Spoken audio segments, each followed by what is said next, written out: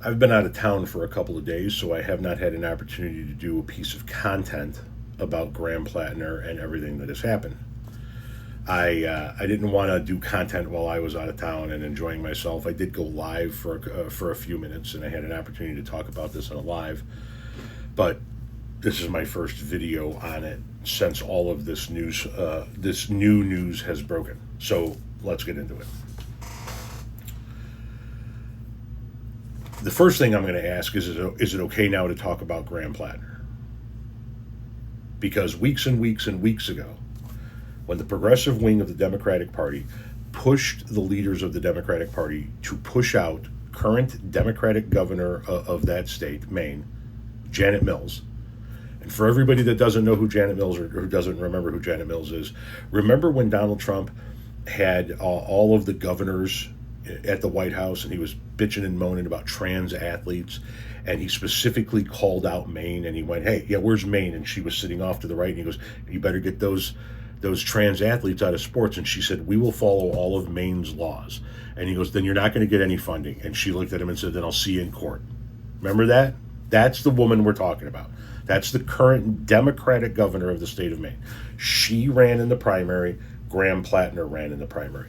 The Hakeem Jeffries, Chuck Schumer, old school Democrats wanted Janet Mills to be the candidate. The progressives wanted Graham Platner to be the candidate. The progressives leaned on Hakeem Jeffries and Chuck Schumer and the Democratic establishment and said, "We're not going to vote for him or for her. Get her the fuck out." And they did, and they made room for Graham Platner, and he became the nominee. Okay? When that happened, I said in a live,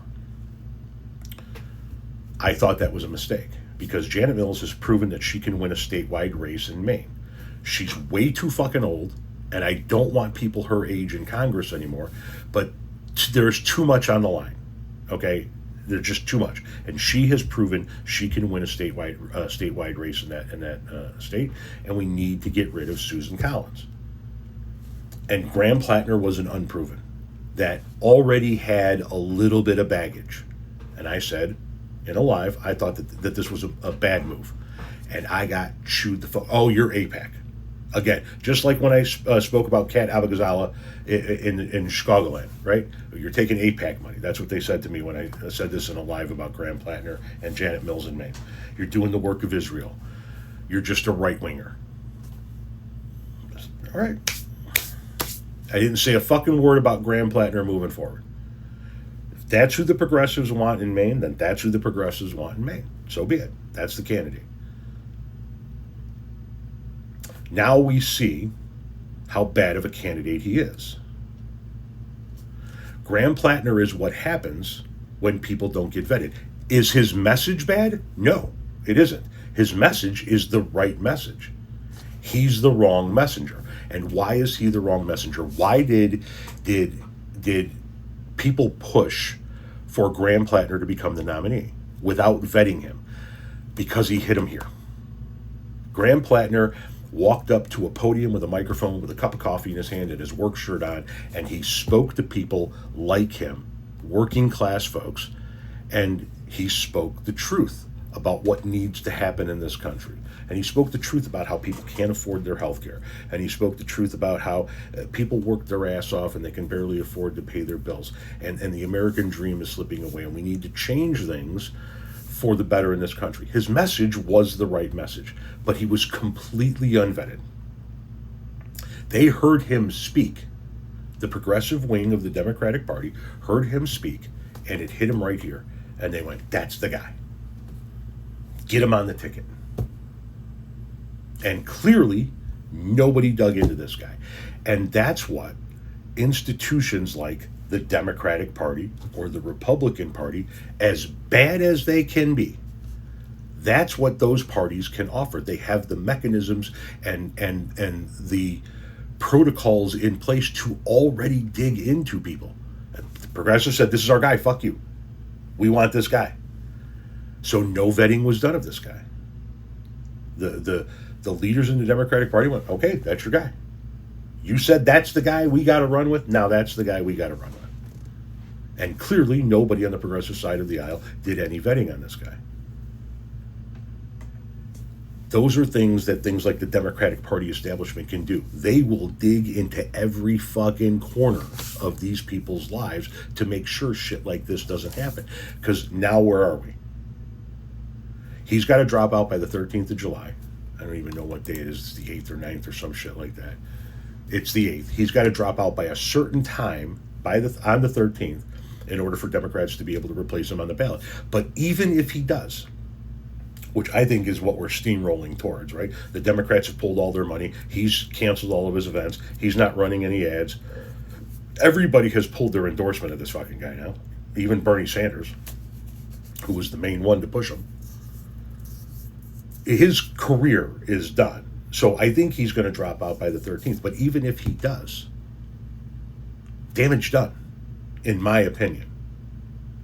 You can get another progressive and put him on the ticket. You can turn back to Janet Mills and say, we're going to put her on the ticket. But damage is done. People in the state of Maine right now are looking at the Democratic Party and going, what the fuck, man? And as bad as Susan Collins has been from a national perspective, people in Maine keep voting for her, cycle after cycle after cycle. So what do you think is going to happen now? In my opinion, the people of Maine are going to sit back and they're going to go, okay, Janet Mills or some other progressive, whatever, you guys look like dog shit in this state. And even though we got problems with Susan Collins from time to time, she's been pretty steady for us.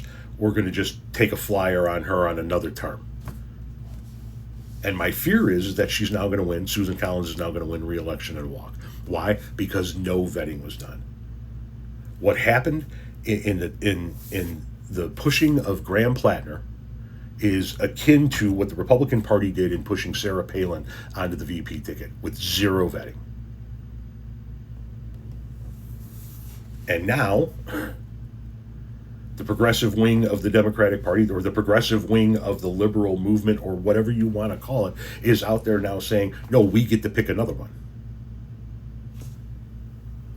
From Our Revolution.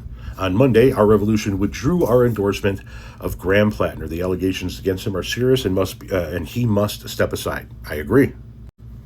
We also told the Democratic establishment, in no uncertain terms, this is not your opening. Remember, progressives overwhelmingly won the primary. A progressive must be on the ballot. Disagree. Maine's working people deserve a candidate who represents our movement, not corporate interests. Fair enough. But now, we're at a critical crossroads with just days before the ballot deadline, and we're rallying behind Troy Jackson to replace Platner. He's a logger, a union leader, and the former president of the Maine State Senate, who led Bernie's campaign for president twice in Maine and had Bernie's backing in his run for governor. Troy knows what it means to put in a hard day's work and never back down from a fight, and he just filed the paperwork to run for the Senate seat and fight for working people in Washington. But if we don't come together right now, we risk ceding this race to the Democratic establishment, and we refuse to let that happen. Our organizing machine sprang into action Monday night, and now we urgently need resources to unleash our Citizens Action Team in support of Troy and build an army of grassroots volunteers across the state. Okay, fair enough. You want Graham Platner 2.0. Has he been vetted? Janet Mills has been. She is currently the governor of this state. And yes, she is way too fucking old. I get it. So is Susan fucking Collins. At the end of the day, that's the most important thing. Beating Susan Collins and trying to flip the Senate seat, which is already going to be a long haul, now a tall order, now that this shit with Graham Platner has happened. Have you vetted this guy? Where is the vetting? When was the vetting done? Who did the vetting? Because clearly nobody vetted Graham Platner. And now, I don't think that seat is actually winnable. I think if you have any chance of flipping the Senate, you better look to Ohio, Iowa, and Alaska, because it ain't coming from Maine, and I highly doubt it's coming from Texas. So, we got to vet these fucking candidates, man. And when this shit starts popping up, and shame on Graham Platner for continuing to stay in the race, knowing that there were more stories out there. We got to vet these fucking people. And he wasn't vetted.